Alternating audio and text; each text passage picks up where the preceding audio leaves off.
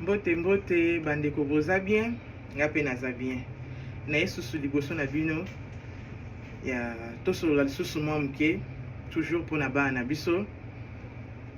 Papa mama message na nga lelo eza ke tozwaka temps ya kosolola na bana na biso. Bana na biso deja bapusani baje bakomi na ba 15 ans 20 ans ti 25 ans. Tozwaka temps bandeko na ngai tosololaka na bango tolakisa bango mabe na malamu.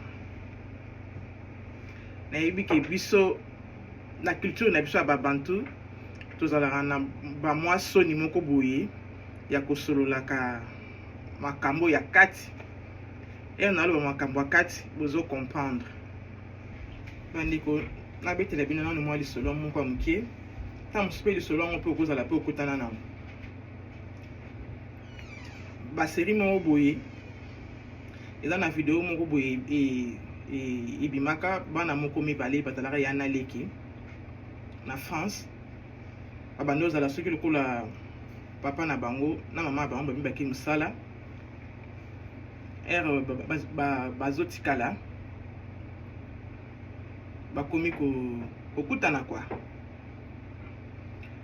Naloba bongo je pense que bozo comprendre parce que bana baza nzinga moya okei na monte na kati eza te. Luka bana na babanda bana mike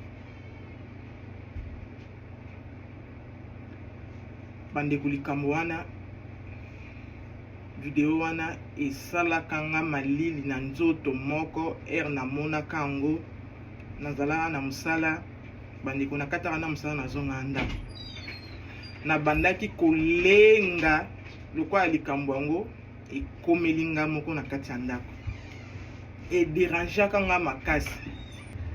Bandeko makambo bongo ekomelaka biso mpona nini?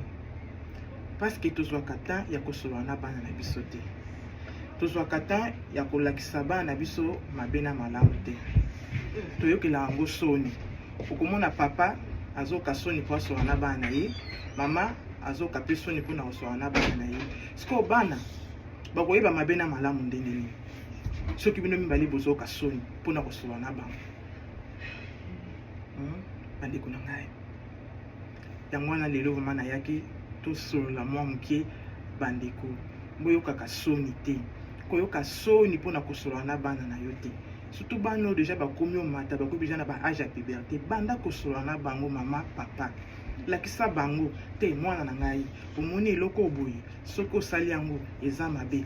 Mwana na ngai omoni likambo oboye makambo nyonso ebiki ezaki eko détruire famille toko ekomema famille na libulu. Banda kolakisa yango mwana na yo, banda koyebisa yango ye. Ndeko na ngai toyoka soni te.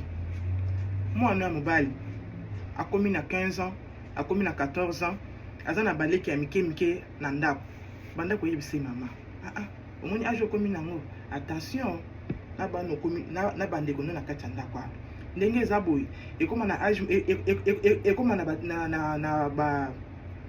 ekoma na période moko okomo sentir ma bapusa moko boye ya nzoto.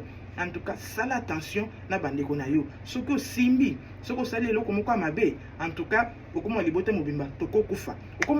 Obandi koexplike makambo moko boye osele mpe na liloba na Nzambe likolo wana ozayebisa Bible elobi boye elobi bo olakisa makambo nyonso wana omona ke mwana akozala na nini na makanisi wana te ya kosala makambo wana mabe te. Me ntango tozotika tolinga kosolola na bango te eza pasi bamama na ngai.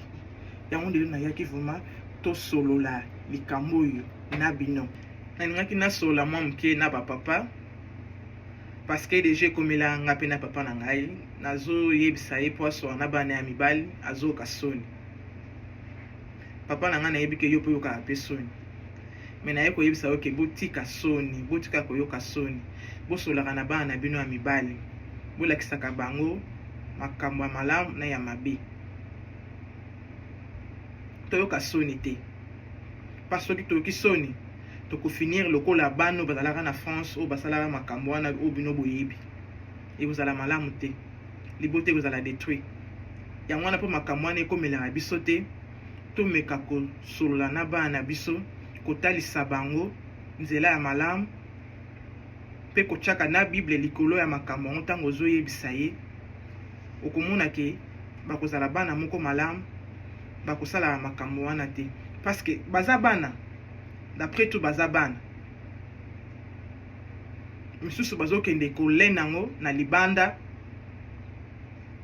misusu bazolena yango na ba réseaux sociaux oyo ebimi oyo bakomi kolakisa makambo nyonso partout babombaka lisusu te mais ntango ozozwa temps ya koteya ye ya kolakisa ye mabe na malamu ata moni yango na ba réseaux sociaux wana bazotala parce batalaka na bamona yango akopratika yango na bandeko na ye te akosala yango te parce que ayebi ke papa na ngai ayebisa yanga ke eloko soki na meki yango eza mabe eloko soki na meki eza mabe akosala te mais ntango bino bozozwa temps ya kosola na bango te ntango bino bozoyoka soni mpona bokosola na bango omoni te ke eza malamu te yango nayaki osenga bino bapapa bozwaka temps ya kosolola na bana na bino bapapa na ngai pardon vraiment nabondeli bino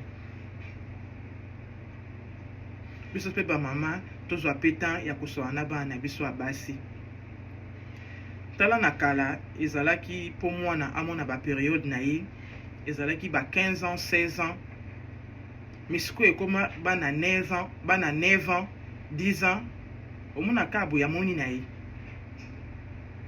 amoni na ye periode na ye kala na ba age ya mike oyo yango wana tozwaka mpe temps ya kosololaka na bango kolakisaka bango soki omoni eloko boye benga ngai mpe elakisa ngai ezala boye sala boye tozwaka temps ya kosolola na bango kolakisa bango ndenge nini ya kosala kote ya bango malamu mpo te lobi na bango ezala malamu surtout ya biso ya basi mpona koevite bainfection kote yaka bango vraiment propriété kati na biso kote yaka bango bamama tozwaka vraiment temps wana pesaka vraiment moi ata moi 30 minutes ya pamba osolola na bano ya basi olakisa bango ndenge nini fo bazala propre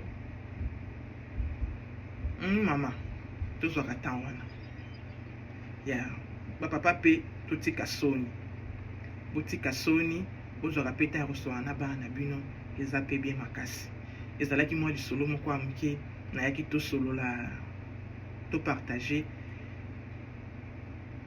po te mabota na biso ezala malamu nayebi ke tozwaka temps te na bamisala oyo tozosala mais tozwaka ata na semaine ata une fois